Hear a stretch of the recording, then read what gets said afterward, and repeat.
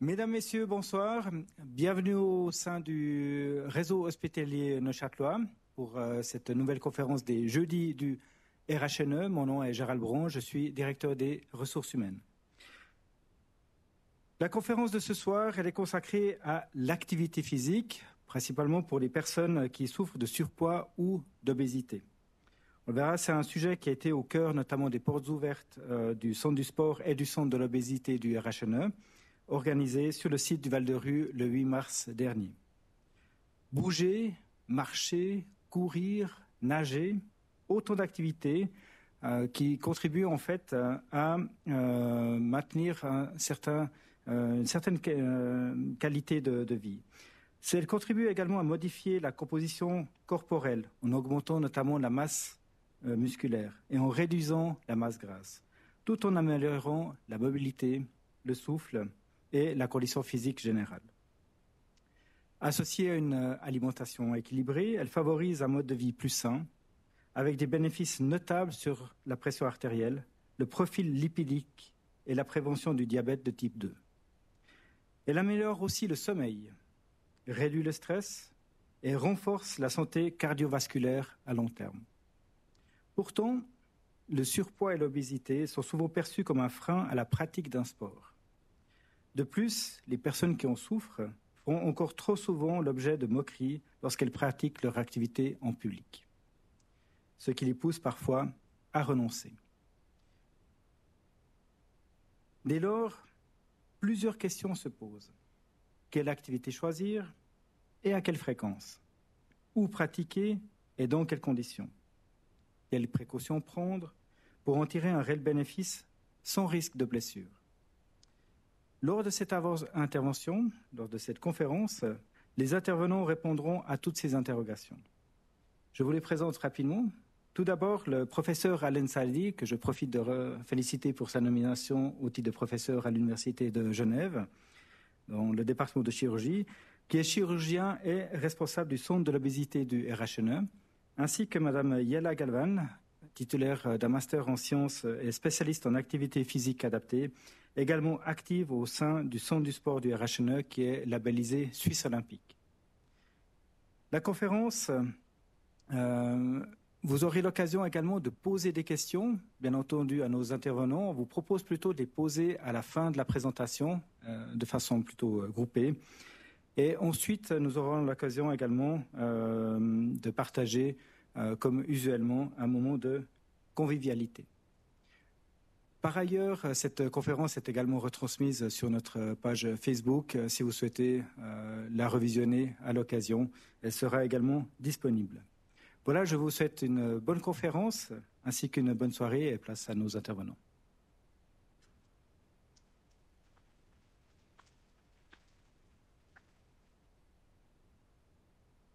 Merci pour cette introduction et cette présentation. Alors, on va faire la présentation en ping-pong. Donc, peut-être que vous avez vu d'autres présentations où il y avait un puis l'autre. Nous, on a décidé que on allait faire tout en parallèle pour essayer de répondre à notre question, interrogation de la journée.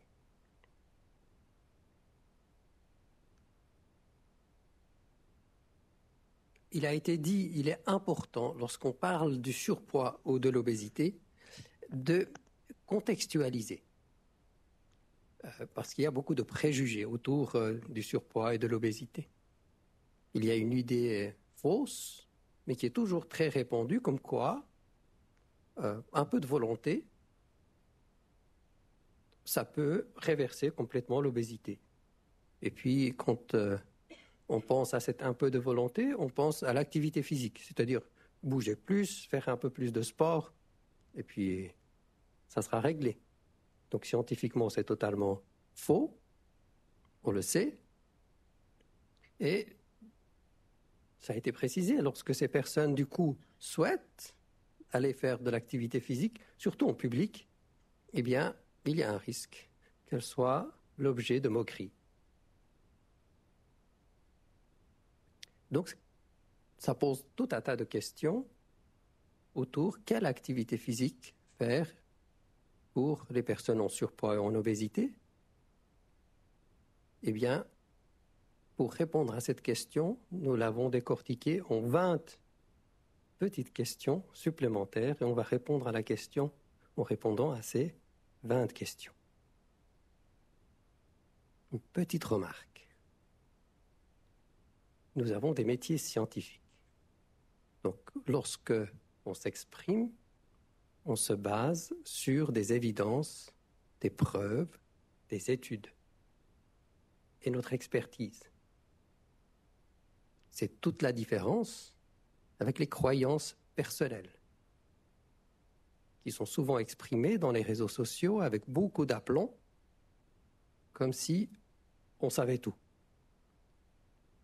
Et pour ceux qui n'ont pas l'habitude, comment on fait, nous, pour exprimer d'où viennent nos sources? Eh bien, dans les présentations, ça se présente sous ce format. On note l'auteur, le journal scientifique et l'année de publication. Ça permet à tout à chacun, s'il souhaite aller approfondir le sujet, de retrouver le document détaillé. Et si certains souhaitent vérifier ce qu'on dit, ils peuvent aussi. La première question qu'on peut se poser, c'est quoi le surpoids et l'obésité? L'Organisation mondiale de la santé, basée à Genève, a décrété que l'obésité est une maladie déjà il y a presque 30 ans. Elle définit l'obésité ou le surpoids de la manière suivante. Il s'agit d'une accumulation anormale ou excessive de la graisse corporelle. Et là vient le point important qui peut nuire à la santé. Parce que si ça n'avait aucun impact sur la santé, la question se poserait différemment. Comment est-ce qu'on mesure l'obésité encore aujourd'hui? Toujours l'OMS nous dit qu'on peut utiliser cet indice, l'indice de masse corporelle. C'est très simple, on prend le poids en kilogrammes, on le divise par la taille au carré. Ça permet de standardiser la mesure et de comparer les personnes comme on a tous des tailles différentes. Quand on fait cette calculation, jusqu'à 25, on considère qu'on est en poids normal. À partir de 25 jusqu'à 30, on est en surpoids. À partir de 30, en obésité de grade 1, 35, grade 2 et 40, grade 3. Donc on va parler aujourd'hui essentiellement quelle activité physique pour les personnes qui ont un IMC de plus que 25, plus que 30 et plus que 35.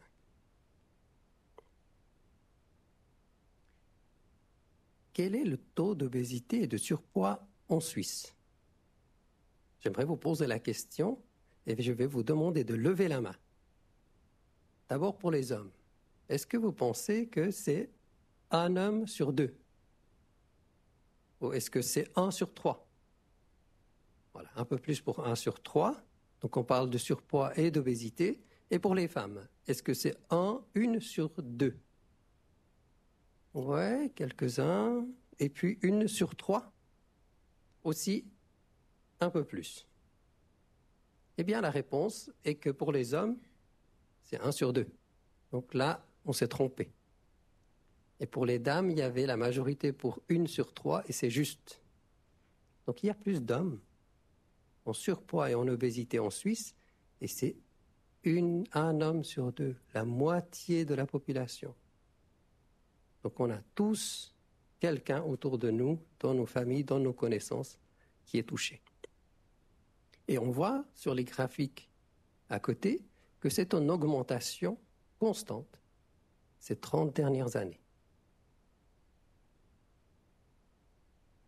Je te passe la main. Du coup, la question se pose maintenant, qu'est-ce que c'est, comment on définit l'activité physique?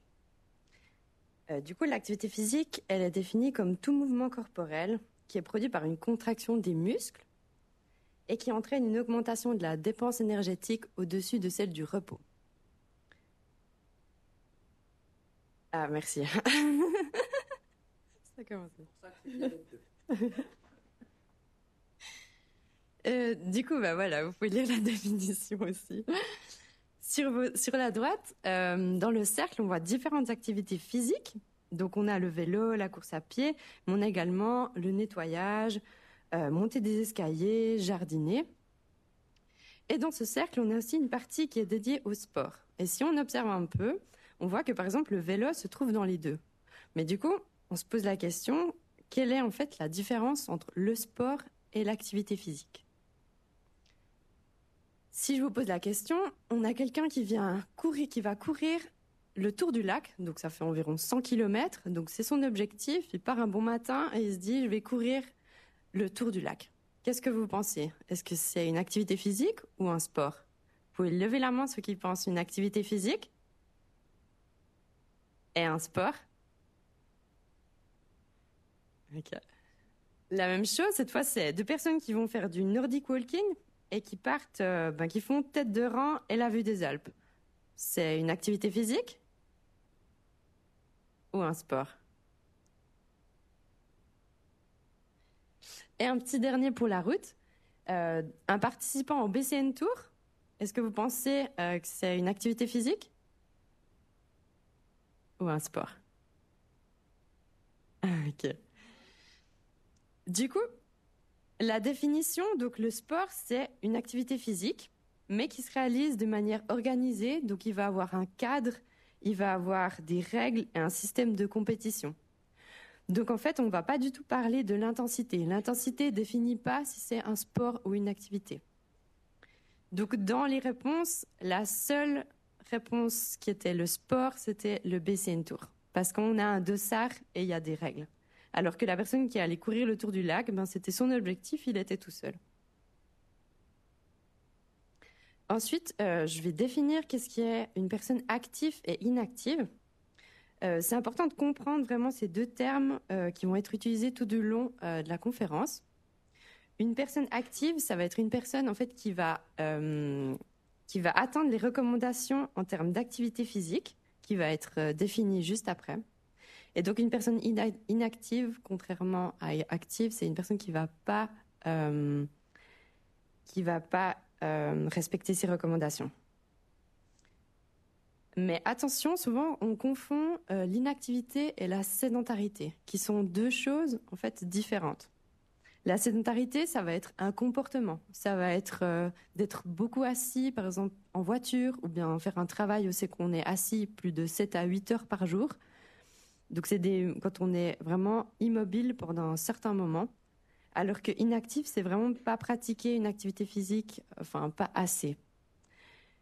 Par exemple, on peut être sédentaire et actif à la fois. Par exemple, quelqu'un qui fait un travail où c'est qu'il doit être assis 8 heures par jour, donc par exemple une secrétaire, mais que 3 fois par semaine, les midis, elle va courir, elle va réussir les recommandations, enfin elle va faire assez d'activité physique pour être active, mais elle va avoir beaucoup de périodes sédentaires. Donc, quelles sont en fait ces recommandations ? Les recommandations, elles sont faites par l'OMS, donc l'Organisation mondiale de la santé, et ils préconisent au moins 150 à 300 minutes d'activité physique d'intensité modérée ou au moins 75 à 150 minutes d'activité physique d'intensité soutenue. En plus de ça, ils ajoutent au moins 2 fois par semaine une activité de renforcement musculaire. Alors, quand on voit ces recommandations, souvent la question c'est, mais en fait, qu'est-ce que c'est une activité d'intensité modérée et qu'est-ce que c'est une intensité soutenue ? Pour vous aider, on peut prendre une échelle de 1 à 10 et on peut dire que l'intensité modérée, ça va être de 3 à 5. Donc, ça va être un effort. En fait, on va être essoufflé, mais on arrive quand même à bien parler. On voit que la fréquence cardiaque va être augmentée, mais on est bien. Alors que quand on est soutenu, ça va plutôt être un effort de 6 à 8. Et là, on va avoir plutôt du mal à parler sans reprendre son souffle. On va voir aussi qu'on va commencer à transpirer. Et puis, la fréquence cardiaque va augmenter toujours plus. Et du coup, si on s'intéresse un petit peu plus à la Suisse, ça, c'est une étude, c'est l'Office fédéral de la statistique qui a recensé ces chiffres. Et il faut savoir que c'est pour toute population. Donc, c'est vraiment de la population de manière globale. Ça a été recensé en 4 parties. Donc, les personnes entraînées, donc c'est les personnes qui vont faire plus de 3 fois par semaine de l'activité physique de matière intensive, suffisamment active, donc ça veut dire qu'ils respectent les recommandations, actif partiel, en dessous des recommandations, et quelqu'un d'inactif, donc il n'y aura aucune activité intense ou moins de 30 minutes d'activité modérée. Donc on voit ici, le plus grand, il est à 45,1. Qu'est-ce que vous pensez? Est-ce que c'est quelqu'un qui est entraîné? Vous pouvez lever la main. Enfin, c'est les personnes qui sont entraînées. Est-ce que c'est les personnes suffisamment actives? Est-ce que c'est les personnes actives partielles et inactives? Ok, je crois que vous êtes assez juste. Donc ici, on voit que c'est les personnes suffisamment actives. Ensuite, on voit que 8,1% de la population sont inactifs. Actifs partiels à 15,9%. Et puis à 30,9%, on retrouve les personnes qui sont entraînées. Donc, on peut dire que la Suisse, elle est assez active. Mais si on regarde, attention, il y a quand même 24% qui ne respectent pas les recommandations. Et donc, ça fait quand même 1 personne sur 4 qui sont en fait définis comme inactifs. Enfin, pas assez actifs. Et donc, ça reste quand même un défi important pour la Suisse.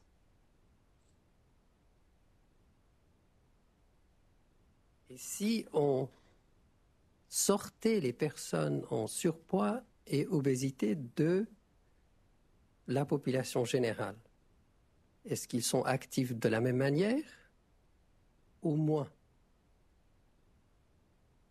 Donc si on prend par exemple les personnes touchées par l'obésité, donc avec un indice de masse corporelle de plus de 30, on cherche la proportion qui n'est pas assez active. Est-ce que vous pensez que parmi eux, si ce sont des hommes, est-ce que c'est 40% qui sont inactifs?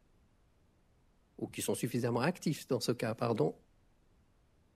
On a vu que pour la population générale, on est à 75% assez actifs. 60%? Plus de 70%, c'est-à-dire presque autant que la population générale? Ou bien on est fatigué avec les questions, on ne veut plus répondre. Alors du coup, je vous donne des réponses.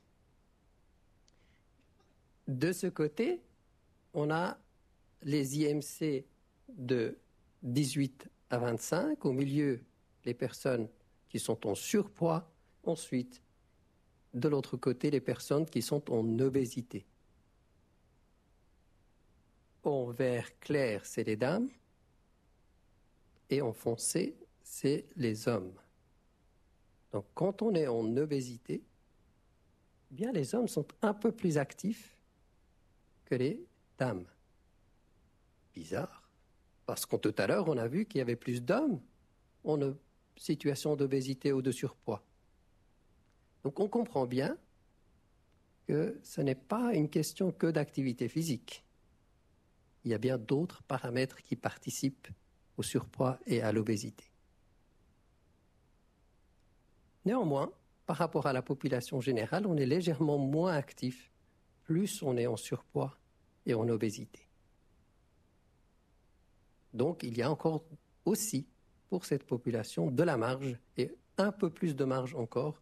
Donc, on est là ce soir aussi pour ça, pour voir qu'est-ce qu'on peut faire pour améliorer cette situation. Lorsqu'on prend en charge l'obésité de manière générale, où est-ce qu'on place l'activité physique dans tout ça? Dans la prise en charge générale, on divise le tout en 3 grands piliers. Une intervention sur le style de vie, un traitement médicamenteux ou de la chirurgie. L'intervention sur le style de vie est indispensable, quel que soit ce qu'on choisit comme solution. C'est la base de tout. Et dans cette intervention sur le style de vie, en plus de l'activité physique, il y a toutes les questions nutritionnelles et diététiques et les aspects de comportement alimentaire et psychologique. Donc l'activité physique trouve sa place dans la base de la prise en charge, l'intervention sur le style de vie. Que se passe-t-il si on ne fait pas d'activité physique, finalement? Eh bien, il y a un certain nombre de maladies dont le risque augmente chez ces personnes, indépendamment de l'indice de masse corporelle. Ça veut dire qu'on peut être au point normal, pas suffisamment actif, et on va avoir une augmentation du risque de certaines maladies. C'est quoi ces maladies? C'est les maladies métaboliques comme le diabète, l'hypertension, les maladies cardiovasculaires ou cérébrovasculaires, mais c'est aussi certains cancers. Et toutes ces maladies font augmenter le risque de mortalité. Mais en réalité, qu'est-ce que ça veut dire si le risque de mortalité augmente? Ça se traduit simplement par une espérance de vie qui est diminuée. Il faut aussi imaginer que si on est à la fois inactif et à la fois en surpoids et en obésité, on a un double risque. Donc, il est d'autant plus important d'être actif. Et cette étude, qui date déjà d'il y a plus de 25 ans, avait estimé que le surcoût de tout ça pour notre système de santé, de manière directe, lié au fait qu'on est inactif, ou la part de la population inactive, ça coûte 1,6 milliard de francs par année. Bon, donc on voit bien l'importance de faire l'activité physique. On a décidé, on s'y met. Qu'est-ce qu'on peut s'attendre de l'activité physique en termes de la perte de poids, de la composition corporelle et le maintien du poids, et quel type d'activité physique peut conduire à ces effets? Sur la gauche, ici, j'ai mis l'effet. Après, qu'est-ce qu'on peut s'attendre? Avec quel type d'activité? Et quelle est la preuve scientifique derrière ça? Et souvent, la preuve scientifique est forte. Même quand l'effet est faible, la preuve scientifique, elle, est très souvent très forte. La perte de poids est modeste, généralement. Et la perte de graisse intra-abdominale également. Mais on a vu qu'il y avait quand même une nette amélioration de la santé. Et ça, c'est obtenu si on fait de l'activité physique selon les recommandations qui ont été dites tout à l'heure. Si on veut spécifiquement préserver le muscle, là, il faut faire des exercices de renforcement musculaire. Et lorsqu'on perd du poids et on veut absolument garder ce poids bas, mais seulement avec l'activité physique, eh bien, il faut faire beaucoup d'activité physique. Donc, c'est quand même beaucoup plus intéressant de combiner la prise en charge, d'avoir une prise en charge pluridisciplinaire et une activité physique raisonnable, et on arrivera à des résultats semblables.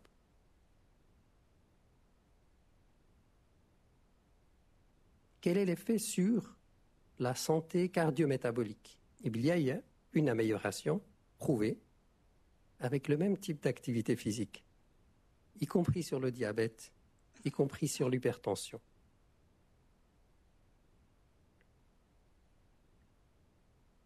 Ça, c'est pour toi. Et du coup, les effets sur la condition physique, donc on voit qu'il y a aussi un effet sur la fonction cardiovasculaire, une augmentation de l'endurance pour tous les types d'activités physiques, mais surtout aérobie, et une amélioration du renforcement musculaire. On voit aussi qu'il y a de l'amélioration de la souplesse et de la mobilité qui peuvent réduire les risques de blessures, notamment, et de chute, et optimiser la capacité fonctionnelle donc, dans la vie de tous les jours.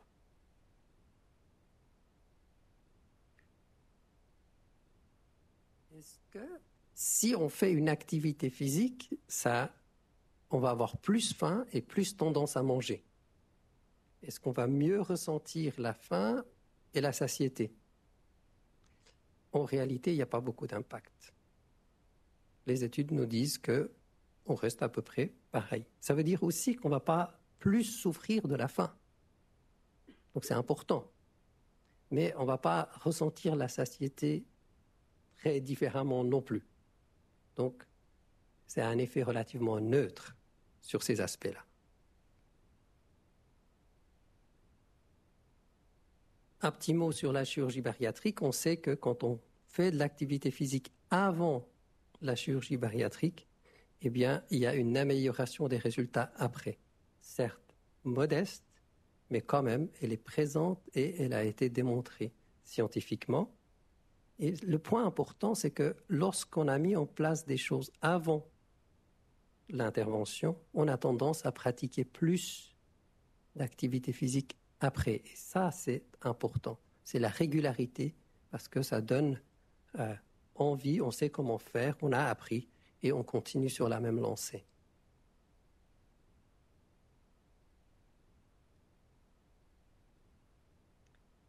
Et ensuite, on a aussi des effets bénéfiques sur la qualité de vie et les résultats psychologiques. Donc, on va avoir vraiment une qualité de vie améliorée, l'amélioration de la vitalité et de la santé mentale, l'auto-efficacité, motivation aussi, d'entreprendre les choses, et l'amélioration de la qualité de vie, on a déjà dit, mais la réduction du stress, notamment également, grâce aux hormones d'endorphine et dopamine, qui vont réduire en fait le cortisol, l'hormone de stress. Également une amélioration de la confiance en soi et de l'estime de soi. Voilà, du coup, avec tout ça, on va voir quelles sont les recommandations pour les personnes en surpoids et obésité. Donc aujourd'hui, mon objectif, ça va être de vous montrer que chaque mouvement compte. J'ai ressorti une étude qui m'a beaucoup intéressée, qui montrait, en fait, c'est des personnes qui ont été... donc c'est des personnes de population générale qui ont porté des montres connectées. Et ils ont remarqué qu'il y a eu une diminution de la mortalité de 40% si les personnes y faisaient au moins 3 efforts par jour, de 1 minute à 5 minutes, donc ce qui est très très court. Donc ça peut être, par exemple, les gens, ils couraient pour prendre leur bus ou bien ils montaient des escaliers rapidement et en fait ça va diminuer la mortalité de 40%. Donc le message là derrière, c'est retardez vos montres et partez le plus tard possible pour prendre le bus, pour être un petit peu en retard. Ici, on retrouve aussi le même message. On voit en fait sur la courbe, donc sur l'axe des Y en vertical, on voit la réduction de la mortalité. Et puis sur l'axe des X, donc à l'horizontale, on voit la quantité d'activité physique. Si on prend le 0, donc qui est en bas, ça va être en fait la personne qui pratique aucune activité physique. Et si on prend le 2, donc on voit marche tranquille ou petit travail de ménage, on voit qu'il y a une grande pente au niveau de la courbe. Ensuite, on voit qu'il y a les recommandations d'activité physique en trétillé. Et après, en fait, la pente, elle s'affaisse, elle diminue de moins en moins. Alors, quel est le message ? C'est vraiment de dire, en fait, rien qu'une petite activité physique, donc déjà de peindre, de passer l'aspirateur, de faire du jardin, en fait, on a déjà un grand gain et une grande diminution du risque de mortalité. Ici, on voit, c'est exactement le même principe, sauf que c'est pour le nombre de pas par jour. On voit également qu'il y a une diminution du risque de mortalité, plus on augmente le nombre de pas. Mais on voit également que le gain, il est très grand au départ et après, il diminue. Ça veut dire si on passe de 1000 pas à 5000 pas, on voit qu'il y a un gain qui est très grand. Donc ça veut dire déjà d'augmenter de 1000 pas par jour. On voit déjà qu'il y a des gains qui sont énormes.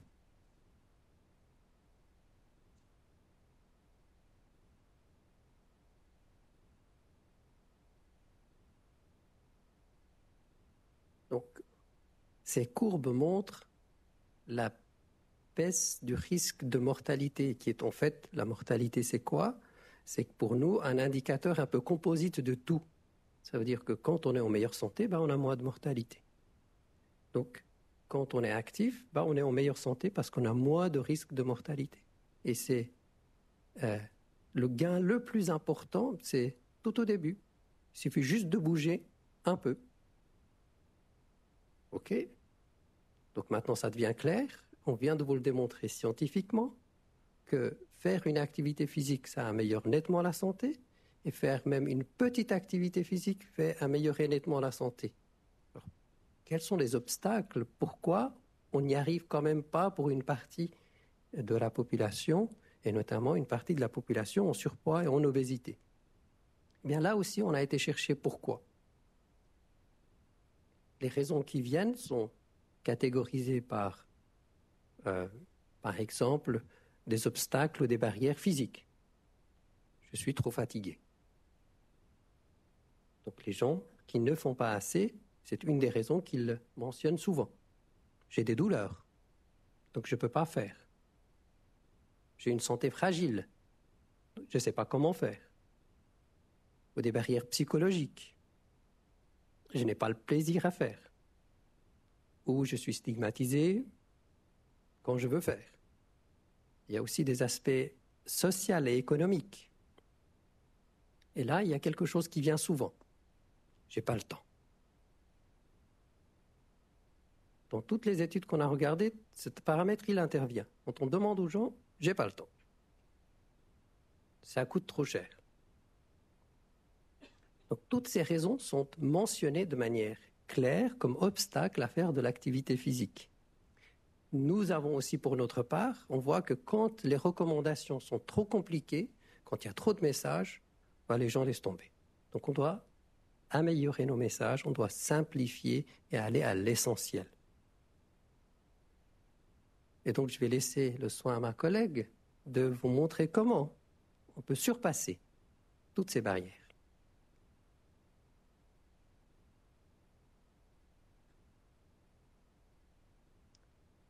Voilà, du coup, la question, c'est quelle activité entreprendre lorsqu'on est en surpoids, en obésité, et qu'on aimerait commencer l'activité physique ou reprendre l'activité physique. Une recommandation, déjà, c'est de commencer par des activités peut-être sans mise en charge, donc qui vont permettre en fait de diminuer les impacts articulaires. Souvent, on peut avoir des douleurs aux articulations, aux chevilles, genoux, hanches, et le fait d'être sans mise en charge, ça va diminuer ces douleurs. Par exemple, le cyclisme, la natation, l'aquagym, l'aviron, etc. Ensuite, on a des activités également avec faible impact, donc qui vont avoir un petit impact, mais qui vont également être moindres. Donc le Nordic Walking, le ski de fond, le yoga, le pilates, etc. On voit, en fait, on peut très bien commencer avec une activité sans mise en charge pour commencer, pour débuter. Et après, petit à petit, intégrer peut-être des activités avec faible impact. Et après, mettre des activités avec impact. Ça peut être tout à fait de la marche, même voire marche-course. Donc ça peut être par exemple 1 minute de course, 5 minutes de marche. Et on vient alterner 6 fois, par exemple. Donc il ne faut pas se dire qu'il faut pas du tout avoir d'impact articulaire, mais peut-être commencer petit à petit et puis les intégrer progressivement. On voit aussi sur les images, du coup, par exemple les images, voilà. Non, on voit pas. Quoi? Toujours bien d'avoir le deuxième.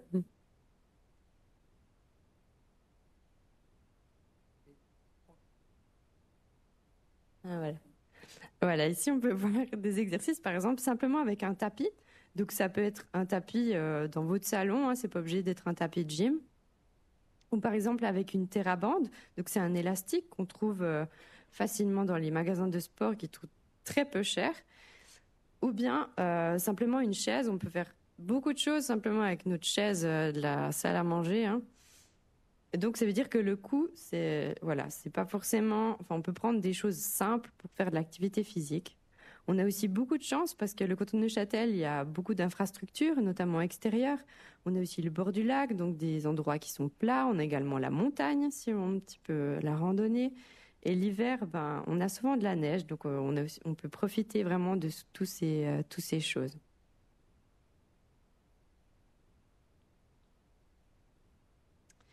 Ensuite, la question, c'est mais quelle intensité d'effort ?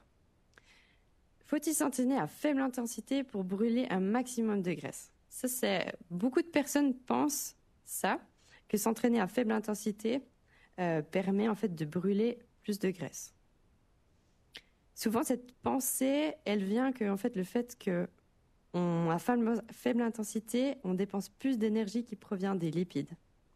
Mais si on regarde sur ce schéma, enfin ce dessin, si on regarde les deux robinets, donc à gauche c'est un effort à basse intensité et à droite c'est un effort à haute intensité. Si on regarde le récipient, le seau d'eau, ça va être la dépense totale. Et puis on regarde le débit, donc à gauche le débit il va être très faible et alors à droite très fort. Qu'est-ce que ça nous dit ?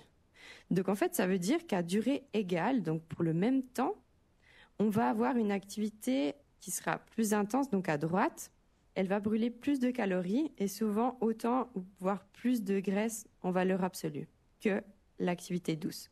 Donc mon message là derrière, ça veut dire les gens qui disent qu'ils ont peut-être pas le temps, peut-être faire plus court, mais plus intense, en fait ça aura plus de bénéfices. Donc pas forcément faire 1 heure à intensité légère, mais peut-être 10-15 minutes, mais à une intensité plus active, ça aura même plus de bénéfices.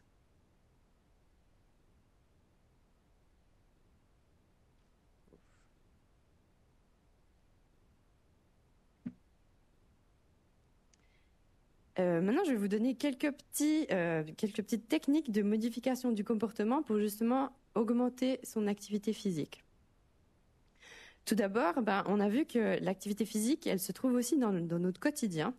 Donc, on a vu chaque mouvement compte. Donc, par exemple, marcher, ça peut être un très bon exemple. Par exemple, aller en marchant au travail, peut-être aller faire les courses en marchant, ou bien garer sa voiture un petit peu plus loin pour avoir un petit temps de marche entre, sortir du bus à l'arrêt d'avant pour avoir 10-15 minutes de marche, prendre les escaliers plutôt que l'ascenseur. On a aussi du jardinage, du ménage actif, des choses qu'on peut intégrer au quotidien.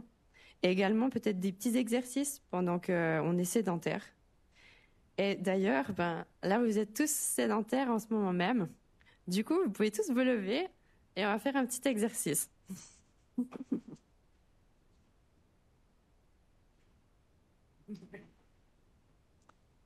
Voilà, donc un exercice tout simple à faire, à réaliser partout. On peut simplement venir marcher sur place en montant les genoux. Et puis, on va venir avec la main croisée à chaque fois. Je monte bien ici. Voilà. Bien haut les genoux.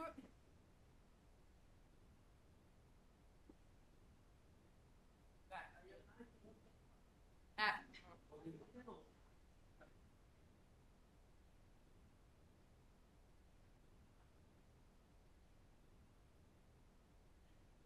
Ok, parfait, vous pouvez vous rasseoir. Merci beaucoup.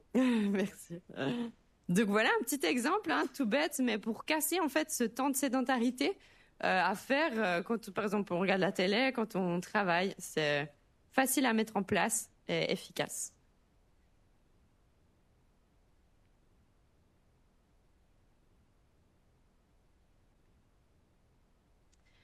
Une autre question, c'est choisir son activité physique. C'est vraiment important de bien choisir, puis avoir vraiment quelque chose de adapté individuellement pour durer dans le temps. On peut aussi choisir il faut aussi choisir notre activité physique par rapport à nos préférences, nos envies. Par exemple, on aime la nature, on aime la forêt. Voilà, aller se balader, aller faire du Nordic walking. Est-ce qu'on aime plutôt être seul? Est-ce qu'on aime bien être en groupe? Vraiment se poser ces questions-là pour choisir notre activité physique. On peut aussi intégrer l'activité physique dans notre routine. Donc, ce qui est efficace, ce serait plutôt, par exemple, de fixer un créneau, de se bloquer un créneau, de se dire, voilà, 2 fois par semaine, je me bloque peut-être les mercredis après-midi, 45 minutes, et puis on essaie vraiment d'être régulier sur ce temps-là. Peut-être aussi associé à une habitude, par exemple après le travail. Donc le travail, c'est une habitude qu'on a, et de prendre l'habitude qu'après le travail, directement, je vais marcher 20 minutes, et ça devienne en fait une habitude. Aussi anticiper les obstacles, parce que c'est la première excuse. Il fait moche, du coup je peux pas aller dehors. Peut-être aussi réfléchir, s'il fait moche dehors, je peux faire de l'activité physique à l'intérieur, chez soi, et s'organiser de cette manière, donc de anticiper les choses. Et voilà, il faut surtout adapter selon les besoins, aussi au niveau du temps. Peut-être vous avez, si on a une famille, on n'a pas forcément beaucoup de temps. Voilà, comme on a vu avant, faire des séances plus courtes, c'est tout autant, voire plus bénéfique. Se fixer des objectifs, c'est aussi quelque chose qui est important pour pouvoir progresser. Une petite technique, ça peut être de noter toutes ces activités physiques dans un petit carnet ou bien sur une application et de voir en fait le jour 1, jour 2, jour 3 pour se rendre compte des progrès. Parce que souvent, on fait l'activité physique, mais on ne se rend pas forcément compte qu'on a progressé parce que voilà, on a l'habitude maintenant, on le fait chaque semaine. Mais il y aura sûrement plus de temps où vous avez été plus rapide. Et ça, c'est aussi important de le voir. On peut aussi se fixer des objectifs concrets et vraiment centrés sur l'activité physique et pas seulement sur le poids. Parce que, attention, le poids, comme on a aussi parlé, il y a la composition corporelle qui va changer et ce n'est pas un bon indicateur. Donc, des objectifs concrets, ça peut être par exemple jouer avec vos petits-enfants ou vos enfants sans être essoufflé. Ça peut être de reprendre la randonnée avec votre conjoint. Mais ça peut être aussi, comme j'ai eu l'exemple il n'y a pas longtemps, quelqu'un qui aimerait qui aimerait partir de Chaux-de-Fonds, aller au Locle et revenir, donc faire l'aller-retour. Et en fait, c'est son objectif. Et du coup, il va jusqu'à où il peut et puis sa femme va le rechercher en voiture jusqu'à le jour où c'est qu'il y arrivera. Voilà, c'est un objectif qu'on peut avoir. Mais ça doit vous parler, ça doit pas être quelque chose de trop sur le papier. Ça doit vraiment vous parler selon vos envies, selon vos ambitions et ce qui vous parle le plus. Le but, c'est aussi de commencer vraiment selon ses capacités et puis on va augmenter petit à petit. C'est pas le but de commencer trop fort et de se dégoûter de l'activité physique ou de dire c'est trop dur, c'est pas pour moi. On va vraiment commencer gentiment et augmenter la fréquence, la durée et l'intensité. Donc l'intensité, ça peut être mettre plus de dénivelé, un peu plus de montée lors de la marche, par exemple, ou bien accélérer le rythme. Et du coup, c'est un petit peu l'exemple sur l'image à droite. On voit que, il y a chaque point, on va monter petit à petit pour arriver à notre objectif final, qui est au final tout en haut. Un dernier petit point, c'est l'accompagnement. Donc, il y a énormément de bénéfices sur l'accompagnement. On voit que la motivation est renforcée. Du coup, je suis des personnes en activité physique, en individuel et en groupe. Et souvent, au départ, ils me disent tous à l'activité physique, c'est pas pour moi, j'aime pas du tout ça. Et puis, en fait, petit à petit, ils se rendent compte aussi que ça leur fait du bien et ils viennent aux séances. Parce qu'il y a aussi c'est fixé dans l'agenda, on a des rendez-vous, il y a quelqu'un qui les attend. Et au début, ça aide beaucoup d'avoir ce rendez-vous pour pouvoir être beaucoup plus régulier. La motivation collective aussi, le fait de faire en groupe, il y a un lien social qui se crée souvent, c'est très important aussi. Ça permet aussi l'engagement à plus long terme. Les personnes, elles viennent pour faire l'activité physique, mais elles viennent aussi pour retrouver ce côté social, donc les personnes qu'elles côtoient. Et puis, on a aussi l'effet de groupe. Peut-être qu'on va aussi essayer des choses qu'on n'aurait jamais essayées tout seul, ou bien vraiment se mettre en fait dans l'activité physique avec les autres. Il y a aussi un côté convivial et bienveillant souvent. On est entre nous. Et puis, ça motive vraiment à cet engagement collectif. Et ce qui est aussi super important, c'est le plaisir. On doit quand même trouver du plaisir dans son activité physique. Ça ne doit pas être une corvée.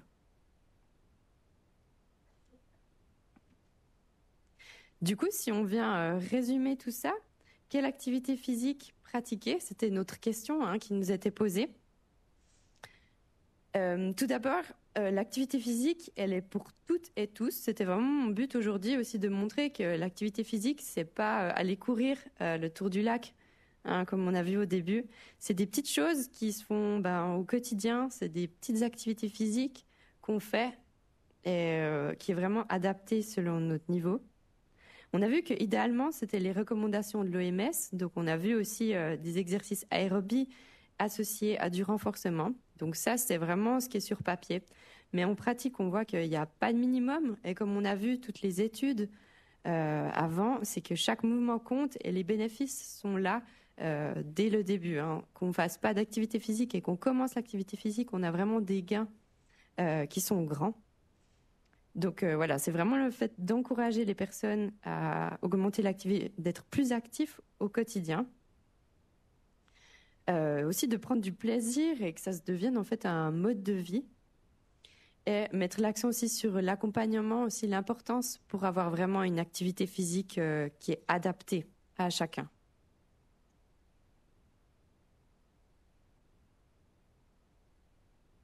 Donc en réalité, on est passé par beaucoup de chemins, beaucoup d'études, beaucoup de sciences, mais les recommandations sont toutes simples. Chaque mouvement compte et le bénéfice est immédiat avec très peu d'activité physique. Eh bien, comment nous on fait ça? Ici, au RHNE, dans le centre de l'obésité. Ici, c'est notre itinéraire de prise en charge des patients dans le centre de l'obésité. Et puis au début, quand les personnes arrivent, on a mis en place des séances d'information pour informer les patients sur tous les aspects de prise en charge de la maladie de l'obésité par tous les professionnels. Et très tôt, dans cette prise en charge, il y a l'activité physique. Parce qu'on a vu, ça faisait partie du pilier le plus important, la base qui est une intervention sur le style de vie. Et on pratique. Comment on fait? Du coup, pour commencer, nous, on va faire un test de suivi. Donc, il faut savoir que toutes les personnes qui intègrent le parcours, quel que soit leur choix, chirurgie ou pas, ils viennent chez nous pour faire des tests de suivi. Donc, lors de ces tests, on va mesurer la composition corporelle, donc la masse corporelle, la masse grasse et la masse maigre, grâce au BODPOD que vous voyez sur l'image. Ensuite, on va faire des tests fonctionnels, donc on va tester l'endurance de la personne, sa force, son équilibre et la souplesse. Et ensuite, après ces tests, on va avoir une discussion avec les personnes sur leurs résultats, les recommandations, enfin qu'est-ce qu'on leur recommande, vraiment adapté aux personnes et les possibilités qu'on a pour la suite. Ces tests, on les réalise le 2e jour, donc le jour 2 du programme, à 6 mois et à 12 mois. Le but, c'est vraiment de voir les progrès, en fait, petit à petit, voilà, sur le long terme. Ensuite, donc après le 1er jour, donc après le J2, quand on fait les tests, on propose aux patients différentes activités physiques. On a l'aquagym en groupe ou individuellement. Et on propose des groupes fitness ou bien aussi en individuel. Alors, est-ce que ça va marcher? Voilà, donc là, on voit les cours d'aquagym dans notre piscine. Ici, le but, c'est vraiment, donc c'est avec faible impact, comme on avait vu avant. L'eau permet vraiment de minimiser les impacts. On va travailler autant tout ce qui est aérobie, donc l'endurance, que ce qui est renforcement musculaire. Et on va beaucoup travailler avec la résistance de l'eau. Au niveau du fitness, donc on va aussi utiliser les machines qui sont mises en place, donc pour le cardio, le renforcement musculaire. Mais mon objectif, c'est vraiment de faire des petits exercices avec peu de matériel, donc avec des thérabandes, des chaises, pour en fait qu'ils puissent le réaliser à la maison, donc chez soi, tout seul. Le but, c'est qu'ils puissent refaire les exercices pour vraiment augmenter en fait cette activité physique du quotidien.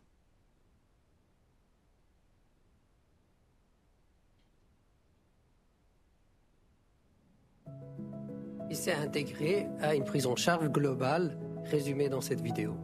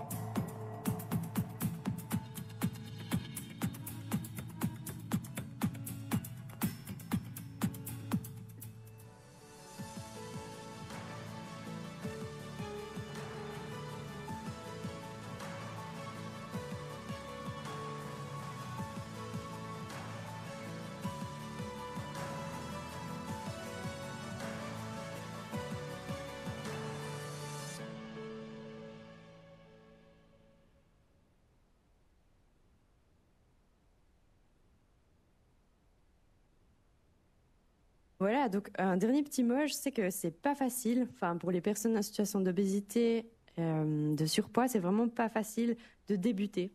Le début est très difficile parce que c'est clair que ça fait un petit peu mal aux muscles, enfin un petit peu beaucoup, tout dépend.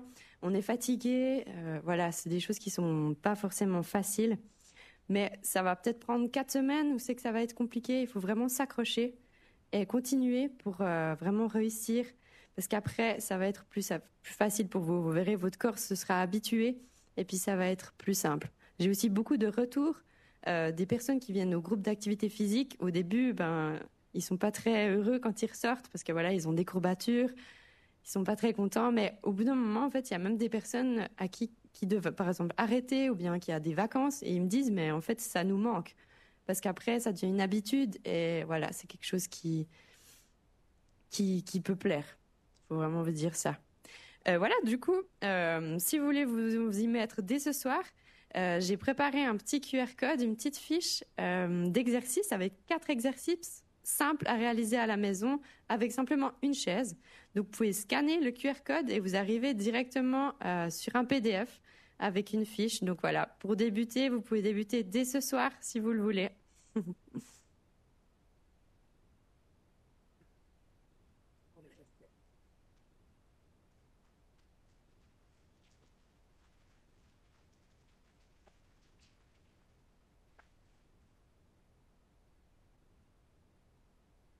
Voilà, un grand merci à nos 2 intervenants avec ces conseils également très pratiques. Nous ouvrons la partie questions-réponses. On va simplement passer avec un micro pour qu'on entende les questions et qu'on puisse les partager. Donc, la parole est à vous.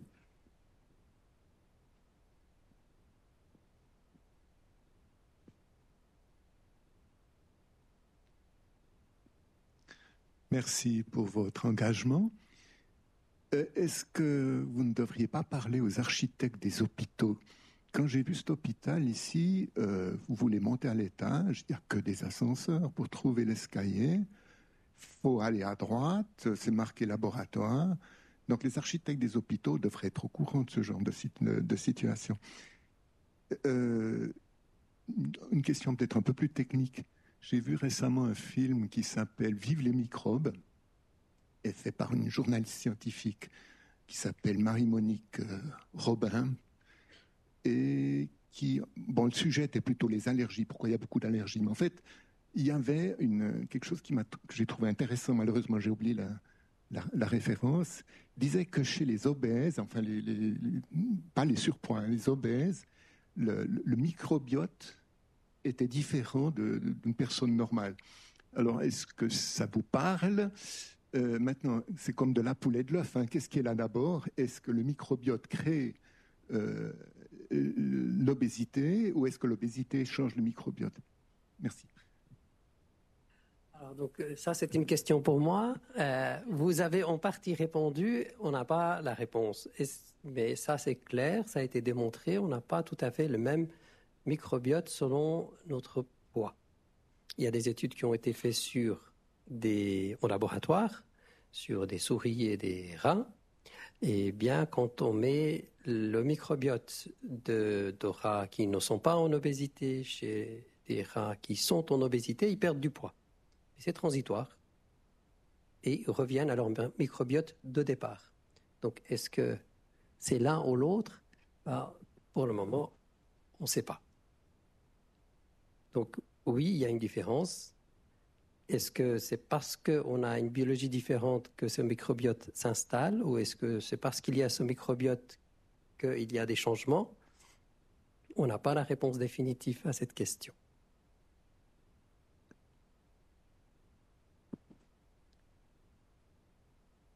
Merci beaucoup pour les présentations. J'avais 2 questions par rapport à l'activité physique. J'avais toujours appris que pour expliquer qu'est-ce que c'est modéré, qu'on pouvait dire vous pouvez parler mais vous pouvez pas chanter en le faisant. Est-ce que c'est juste ou pas? Et l'autre question, c'est il y a beaucoup de gens qui posent la question est-ce qu'il y a une cible de fréquence cardiaque pour nous aider ou à nous guider sur l'intensité ou qu'on doit atteindre, pas dépasser? Je ne sais pas si vous pouvez répondre. Oui, pour la première question, oui, c'est assez juste. Enfin, on doit pouvoir parler, disons, on doit pouvoir dire une phrase en entière sans devoir reprendre notre souffle. Quand c'est modéré et soutenu, par contre, là, on a vraiment le souffle qui est coupé pendant notre phrase. Pour la deuxième question, la fréquence cardiaque, donc c'est quelque chose qui est très individuel. Donc on va pas utiliser ça pour ces personnes-là. Enfin, il faudrait faire un test d'abord pour savoir en fait où c'est qui se situe pour savoir ça. Du coup, non, on utilise, enfin, en tout cas, nous, on n'utilise pas la fréquence cardiaque parce que quelqu'un peut être à 100 pulsations minute et puis il est déjà en effort soutenu, alors que quelqu'un peut être encore en modéré. Donc on utilise vraiment la parole, c'est quelque chose en général qui marche super bien, et l'échelle de Borg, vraiment de 1 à 10.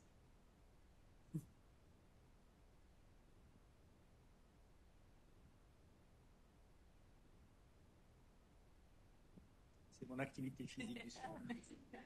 Merci. Il a loupé le bus. Moi, je me demandais au niveau de la dépense énergétique si vous entriez dans les chiffres, en fait, parce que souvent, je vois des gens faire un petit bout de vélo électrique puis se taper une énorme part de rushti en se disant « Oh là là, j'ai fait du sport, c'est bon, je peux… » Est-ce que, comme dans le suivi nutritionnel, on va donner des indicateurs, est-ce que vous dites « Ah ben, pour telle activité, on peut estimer globalement qu'on a perdu ça ?» J'ai l'impression qu'on surestime beaucoup, en fait, les dépenses énergétiques, et puis que je ne sais pas si c'est bénéfique de donner un chiffre ou pas. Voilà, si je peux préciser ma question. Après, ça va beaucoup dépendre de l'intensité à laquelle on met, en fait, parce qu'on peut faire, par exemple, de la natation et faire très gentiment, ou bien on peut vraiment faire des sprints, et là, ce ne sera pas du tout la même chose. Donc non, moi, je ne pense pas que ce soit quelque chose qui soit bien utilisé pour dire à une personne, il faut tant de dépenses. C'est plutôt de manière générale à faire sur l'intensité. Il faut travailler avec l'intensité plutôt. D'accord, merci. C'est là où j'interviens comme responsable du centre de l'obésité. On a bien vu l'activité physique en termes de perte de poids. Si on fait ça seul, ça améliore la santé, ça c'est clair. On a